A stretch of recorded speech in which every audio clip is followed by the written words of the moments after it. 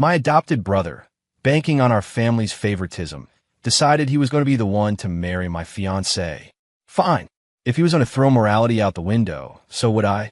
I played along, agreeing on the surface while secretly starting things up with my soon-to-be sister-in-law. Then, on their wedding day, I played a video of us making out for everyone to see. I also let it slip that the baby in her belly was mine.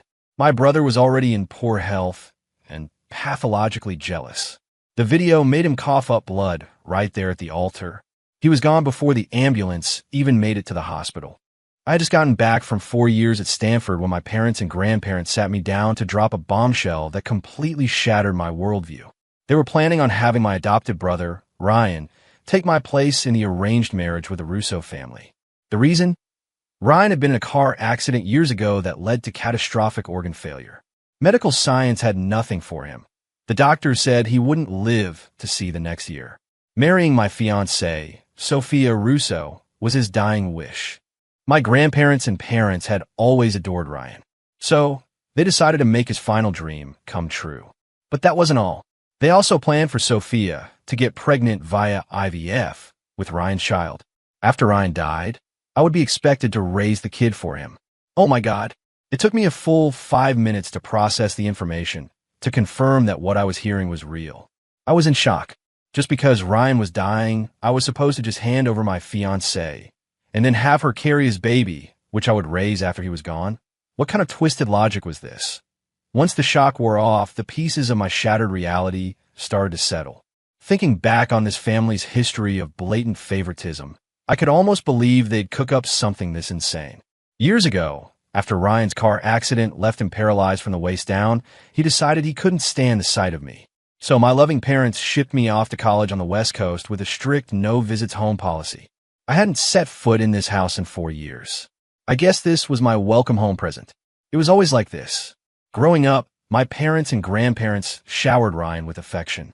His allowance was always double or triple mine, a psychological comfort, they called it, so he wouldn't feel like an outsider.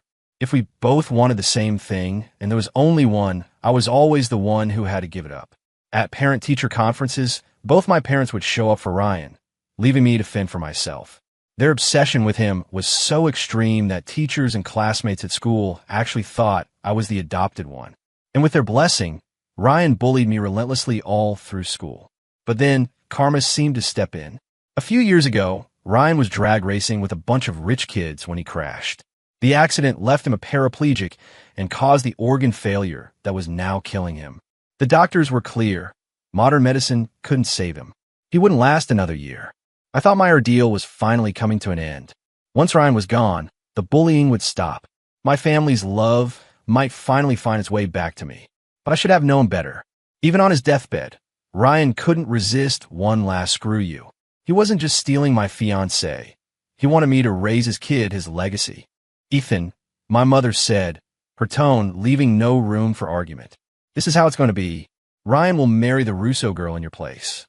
We've already spoken to the Russos, she continued, and they've agreed. They're also on board with the IVF.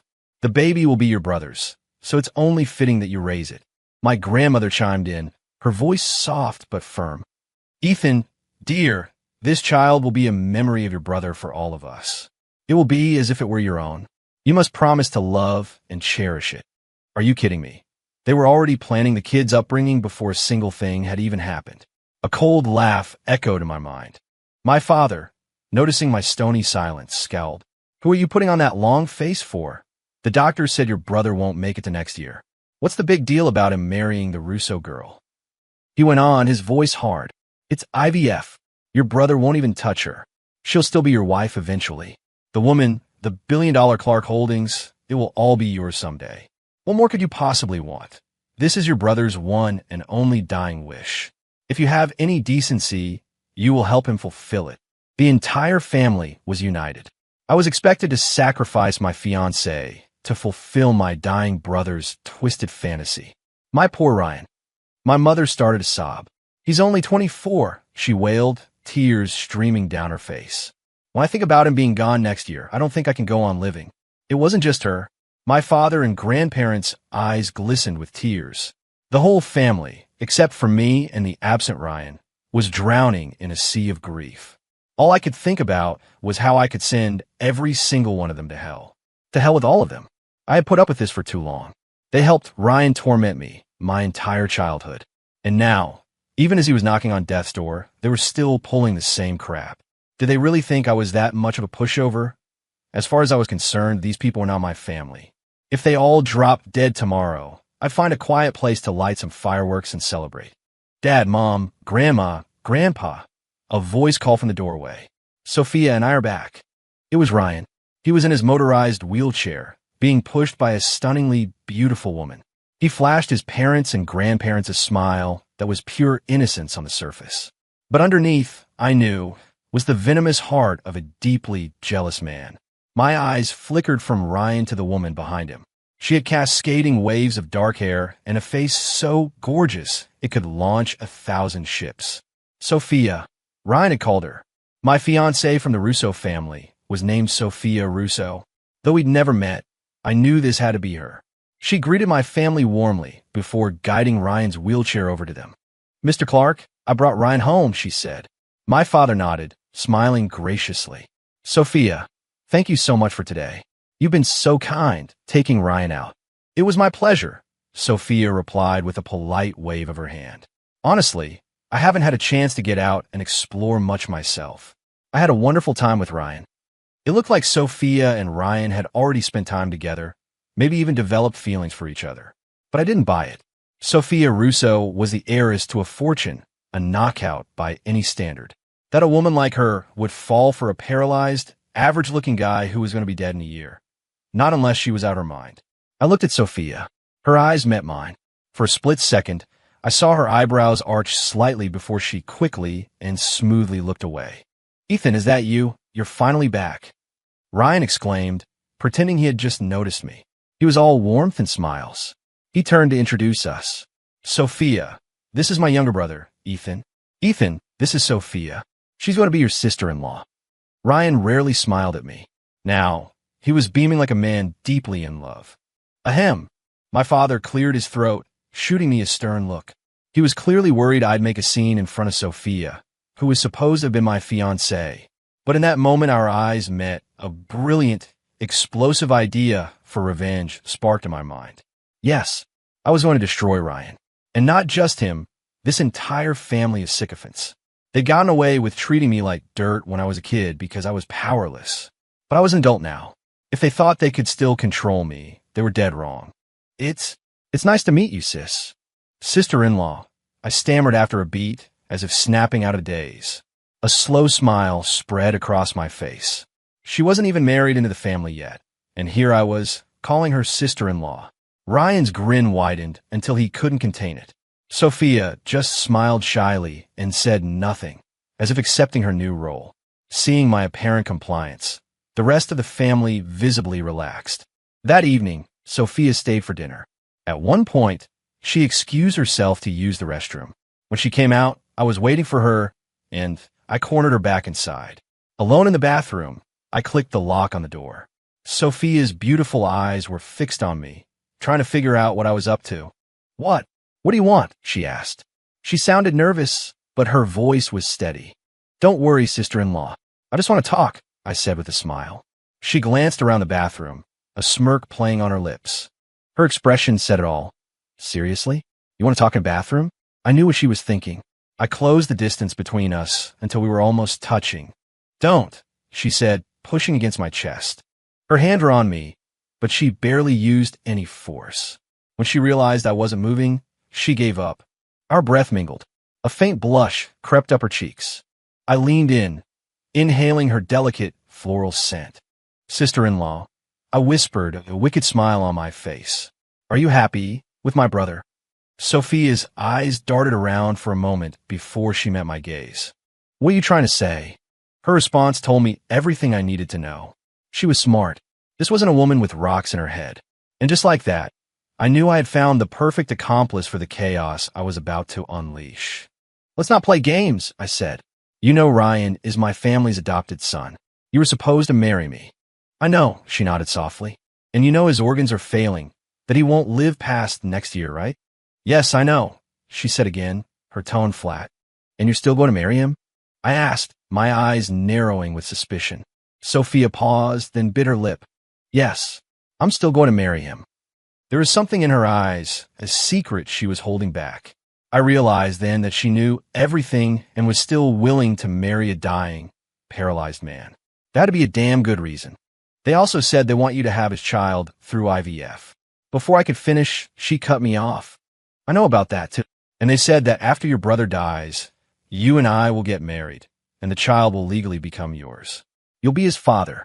She knew everything. I grabbed her arms. This doesn't make any sense. If you know all this, why would you agree to marry him? What did they offer you? To make a woman of her, standing willingly marry a broken man. The price had to be astronomical. Under my intense gaze, Sophia finally broke. You'd find out eventually anyway, so I might as well tell you now. Your family promised me that if I marry Ryan and have his child through IVF, they'll give me $500 million in Clark Holding stock. And there it was. It all made sense. No wonder Sophia was willing to endure this humiliation. For a $500 million stake in the company, she'd play along. It just went to show how pathologically biased my family was. To preserve a piece of Ryan, they were willing to give away a huge chunk of their fortune to buy off the Russo heiress. Knock, knock. A knock on the door made us both jump. It was Ryan. Sophia, are you in there? Sophia shot me a panicked look before answering. Yes, I'm here. What's taking so long? He asked. My stomach's a little upset. She said, improvising. The last thing we needed was for Ryan to find us in here together. But just as she finished her sentence, I leaned in and kissed her. Moi. The soft touch of our lips made her eyes go wide with shock. Moi. While she was still stunned, I kissed her again, a mischievous grin on my face. Her cheeks flushed a deep red. She shot me a furious glare, but didn't dare make a sound. Her silence only emboldened me. I wrapped my arms around her, pulling her tight against me, and kissed her again, deeper this time. I wasn't just stealing a moment. I was reclaiming what was mine. Afraid of making a scene, she didn't resist forcefully. At first, her lips were sealed shut, but slowly, as if her own instincts took over, she began to respond, hesitantly at first, then with a will of her own. Really, what we were doing wasn't so wrong. She was supposed to be my fiancée, and according to my family's twisted script, she was destined to be my wife anyway. So what was the harm in a little kiss? Sophia must have come to the same conclusion, because she let herself go, melting into the moment. We were lost in each other. Outside, Ryan was still there, muttering to himself. Upset stomach? But she was fine just a minute ago. After what felt like an eternity, I reluctantly pulled away. You bastard, Sophia hissed, regaining her composure. How could you do that to me? She furiously wiped her mouth. Do what to you? I teased, a smirk on my face. Oomph. She grunted, prying my wandering hands off her. I've been in here too long. I'll leave first. You wait a few minutes before you come out. She squeezed past me and started fixing her clothes in the mirror. I stepped up behind her. Sophia, think about this, I said, my voice serious. Ryan is a dead man walking. Is having his baby really worth it? She glanced at me in the mirror. They're giving me $500 million for one baby. You tell me if it's worth it. She had me there. I was speechless. For that kind of money, any woman would probably say yes. But I won't accept that child, I said, my voice low and dangerous. My fiancé having another man's baby, and I'm supposed to raise it. What do you take me for? If you have that baby, you become my enemy. And don't forget, I'm the real heir to the Clark fortune. I let the threat hang in the air. That got her attention. She turned to face me, a flicker of resentment in her eyes. What choice do I have? You're the heir, but your family didn't ask me to have your baby, did they? Was she blaming me for being powerless? It didn't matter. My plan was already halfway there. There's a way we can both win, I said, pulling out my phone. I moved behind her again, wrapping my arms around her in a protective embrace, and whispered in her ear, if you're interested, let's exchange numbers. We can meet tomorrow and talk. Sophia added me as a contact. She was hooked. The next day, before I left the house, I ran into Ryan in the upstairs hallway. With no one else around, he dropped the act. Well, little brother, he sneered, looks like you've finally learned your place. You're not going to fight me for anything anymore. His mind was completely warped. Ever since the accident, His entire existence had revolved around tormenting me. I kept my mouth shut, mentally calculating the best way to destroy him. I know what you're thinking, he continued. You think that once I'm dead, everything will go back to you. The company, Sophia, all of it. But I have some bad news for you. Before I go, Sophia is going to give me a child. A child who will take my place, who will continue to be spoiled and loved by this family. The smug look on his face as he lorded his family's favoritism over me was nauseating. I remained silent. I was saving it all for the main event. He wanted to leave a child behind. Fine. I would make sure that child was the biggest, most devastating surprise of his short life. After breakfast, I called Sophia and arranged to meet her at one of her family's private villas in Westchester to discuss the plan. It was secluded, perfect for a secret conversation. The second I walked in, I pulled her into my arms and onto my lap, picking up right where we left off in the bathroom. When we finally came up for air, she looked at me with a pout. Is this why you wanted to meet? Just to do this? What else? I chuckled. Disappointment clouded her face. And here I thought you were a serious partner. But your mind is only on one thing. She sounded let down, but she didn't get up. In fact, she seemed to deflate, melting into me.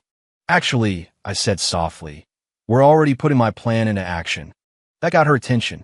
She sat up straight. We are, what do you mean? Explain. I smiled. My dear adopted brother just wants a child, and I don't want to raise his child. The solution is simple.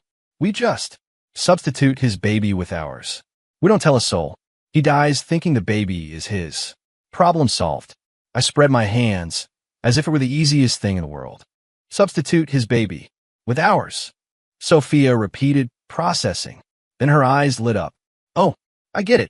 A mischievous smile spread across her face. She playfully punched my chest.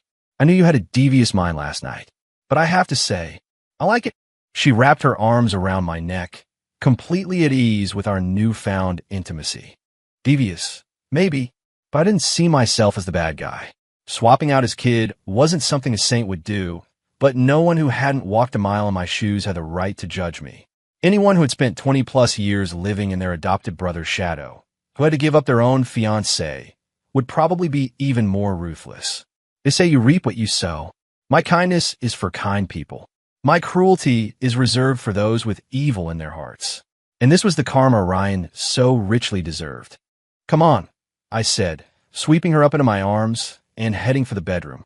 Let's go discuss the implementation details. For the plan to work, we had to get her pregnant as soon as possible, while also faking the IVF procedure at a clinic. Sophia knew exactly what that meant. She suddenly looked nervous. Wait, I've never really dated anyone before. You have to be gentle with me. What?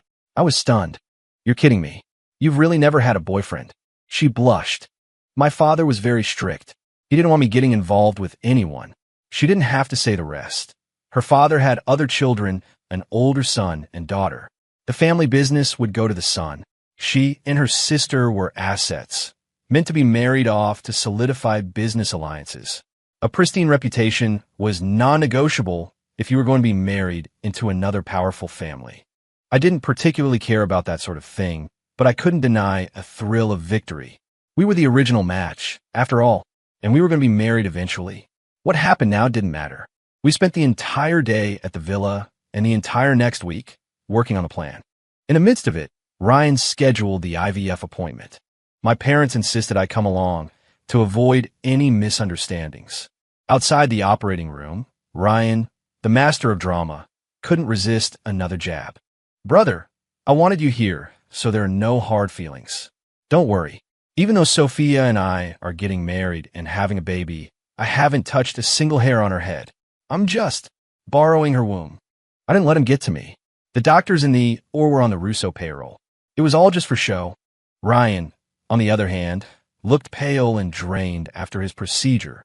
I was genuinely worried he might croak before my grand finale. That would be no fun at all. I wanted to tell him to go home and rest, but to keep up the act, I just stood there, my face a mask of silent suffering. When Sophia came out, I rushed to her side. Are you okay? I asked, helping her up. I'll manage, she whispered, looking exhausted. Seeing our little tragic drama unfold, Ryan's lips curled into a triumphant smirk. He thought Sophia was now carrying his child. He had no idea I was genuinely concerned for her. Our week at the villa had taken its toll. Content that his legacy was secure, Ryan wheeled himself away, leaving us to our grief. 2 weeks later, Sophia went to the doctor. She came straight to the villa, waving a lab report in her hand, her face glowing. "I'm pregnant.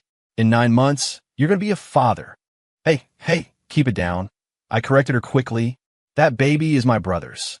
She shot me an annoyed look, then threw her arms around me, her voice a playful whine. "It's yours, it's yours. It's just us here. Who are you trying to fool?" We both laughed. The plan was more than halfway complete. The rest would be easy. A few days later, Ryan and Sophia were scheduled to take their wedding photos. And of course, my parents made sure I was invited. I went, and when Ryan wasn't looking, I slipped into the dressing room for a few stolen moments with Sophia. During the shoot, Ryan kept looking over at me, that smug grin plastered on his face. I just kept my lips pressed together, trying not to smile as I savored the lingering taste of Sophia's lipstick. I had to maintain my look of a man in agony, watching the love of his life with his most hated rival. Halfway through, Ryan's fragile health gave out, and he had to go home. Sophia and I could barely contain our joy. We picked out a new wedding dress and took hundreds of photos together. One bride, 2 grooms. The photographer and his crew just stared, utterly bewildered. A month flew by, and soon it was the wedding day. Ryan was going to pick up the bride, and I, as the best man, had to accompany him. Just before we got in the car, he leaned in and whispered, "I can see how much you love her. Don't worry. As soon as she has the baby, I'll give her back to you." The usual provocation. I'd endured it for years. I could handle another 2 hours. He smirked, basking in his perceived victory. I couldn't help but let a small, mysterious smile of my own slip out. We were both smiling, but only one of us would be smiling at the end of the day. And I had a strong feeling that someone wasn't just going to stop smiling. Someone was going to drop dead. At the Russo mansion, Sophia's bridesmaids, on her instruction, created a series of playful obstacles for the groom. Ryan's body couldn't handle it, so the bridesmaids suggested that I, the brother, should step in. The result? I was the one who carried Sophia out of her house on my back. I was the one who got into the groom's car with her. The Russo family was delighted. On a day like a wedding, nobody wanted to see a groom who couldn't even stand. Ryan was deliberately put in a separate car, trailing behind the main motorcade, a thunderous expression on his face the entire way. But when we arrived at the venue, he was the one on the wedding stage. So what if he was in a wheelchair? He was the one getting married today, not me. Before the ceremony began, my dear parents, in front of all their friends and family, solemnly signed the stock transfer agreement. As I watched the $500 million in shares officially move into Sophia's name, I grinned. The real show was about to begin. It was time to exchange the rings. Ryan took the ring, held it in front of Sophia, and then paused, deliberately glancing over at me with a triumphant look. At that exact moment, the massive screen behind them flickered and switched. A slideshow of photos appeared, a man and a woman hugging, laughing. Then came the video clips. The two of them kissing, embracing, even intimate shots in a bedroom, and snippets of conversation about having a baby. The man and woman on the screen were, unmistakably, me and Sophia. A collective gasp went through the crowd as they recognized our faces. The entire venue erupted. "Oh my God, that's the groom's brother. The bride was sleeping with her brother-in-law. The groom just got cheated on at his own wedding. This is insane. Wait, I heard she was originally the brother's fiancée anyway. Something weird happened." The chatter was deafening. Everyone was feasting on the high society drama. The audio from the video sealed the deal. A clip of Sophia's voice, clear as day. "You're the real father of the baby in my belly. Don't even think about leaving us." The implication was obvious. Not only was she pregnant, but the baby wasn't the groom's. It belonged to me, the best man. The room exploded into another wave of shocked murmurs. Impossible. How could the baby be Ethan's? Ryan's face was a mask of disbelief. He looked from Sophia to me, his hand trembling as he pointed. You and Sophia, you betrayed me. You had a child behind my back." Sophia's words on the video were undeniable. My parents and grandparents were frozen in their seats, completely stunned. Sophia's parents, the Russos, were also there. Her mother looked mortified at first, but a quick word from her father seemed to change her perspective. "Well, the baby is Ethan's," he murmured. "That's fine. It's still a Clark. And Ethan is healthy. At least this baby won't be born fatherless." The rest of the Russo family seemed to agree. Sophia's sister, Isabella, smirked. "I think my little sister is brilliant for not having that other one's child. He's on his deathbed and still trying to trap someone with a baby? Disgusting. Besides, Ryan is adopted. How dare he steal his brother's fiancée in the first place?" Their conversation was not quiet, and their words carried clearly to the stage. Hearing this, Ryan's rage boiled over. You. He was so furious he could barely speak, his eyes locked on me with pure hatred. Ethan, this is all you're doing." He finally choked out the words, and then, with a violent spasm, he coughed up a huge mouthful of blood. "Ryan," my parents and grandparents screamed, rushing onto the stage. After spitting blood, Ryan went limp in his wheelchair, his eyes rolling back as his body convulsed. He was rushed to the hospital. Seeing him like that, Sophia's sister looked a little shaken.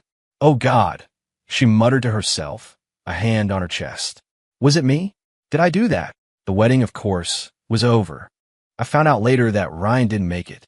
He died of a massive stroke in the ambulance on the way to the hospital. The story blew up online. The wedding video went viral, and the initial consensus was that the bride and the brother-in-law had an affair and literally scared the groom to death. The backlash was intense. Within 2 days, our names were everywhere, and we were being bombarded with hate and death threats. At the time, Sophia and I were on a beach in the Caribbean. Seeing me so unconcerned, she threw her phone at me in frustration. "Look at this. Our reputations are ruined back home. Even my sister is getting dragged into it." She hadn't known I was going to play the video. Her plan was to keep up the charade forever. I had decided to flip the whole table over. I glanced at the phone and shrugged. "Just let it play out," I said calmly. My parents had called, of course, screaming accusations. I blocked their numbers. On the third day, once the online fury had reached its peak, I released my own collection of videos, footage I had secretly recorded of my family demanding I give up my fiancée, and clips of Ryan's many provocations and taunts. The public narrative flipped 180 degrees overnight. WTF is this story? They forced their biological son to give his fiancée to the adopted one. Is that even legal? This family is completely unhinged. You can tell the adopted son has been bullying the real son for years. Oh my God, the guy was dying and his last wish was to impregnate his brother's fiancée. That's sick. The parents and grandparents are just as bad. No wonder the son and fiancée got together in secret. Good for them. Okay, plot twist. I take back everything I said. Everyone should boycott Clark Holdings. The story was now a runaway train. The initial frenzy meant the reversal was just as powerful, and there was no containing it. Of course, the bot farms I'd hired to amplify the new narrative helped. The company's reputation was in the toilet. The stock dropped 5 points by closing bell. That's when I called my father. I offered to make the PR nightmare go away. My price, the 30% of the company's stock they controlled, another cool $500 million. He refused at first, calling me a thankless wolf. I hung up and paid for another wave of online attacks. The next day, my mother called. She was sobbing. My father and grandfather had both been hospitalized from stress. My grandmother had died of a heart attack that night. My father was in a coma. With the family on the verge of collapse, my mother had no choice but to agree to my terms, signing over the majority of their shares to me. I had no feelings left for them. Hearing that my grandmother was dead and my father was in a coma stirred nothing in me. I hung up the phone, turned to Sophia, and grinned. Let's go home. Soon after, I took over Clark Holdings. Sophia and I got married. I sent her sister, Isabella, a very, very large check as a thank you gift. My plan was always to provoke Ryan into a fatal rage. His body was too weak to handle that kind of shock. My new sister-in-law's scathing commentary had been the perfect assist. The following year, Sophia gave birth to a beautiful baby boy. I named him Julian Russo. He took his mother's last name, not mine. I wanted no part of the Clark DNA in him. lest he inherit their twisted sense of loyalty and we end up with another generation of a favored son tormenting the rightful one. We never had a second child. When my grandfather found out the heir to the Clark fortune had been given the Russo name, he had a stroke and died. My father was eventually declared brain dead. The doctor said we could pull the plug or not. I pulled it, and my mother, left alone and ostracized by me, couldn't handle the successive blows. She jumped from the roof of her penthouse. They were all gone. Finally, the whole family was reunited with their precious adopted son. Perfect.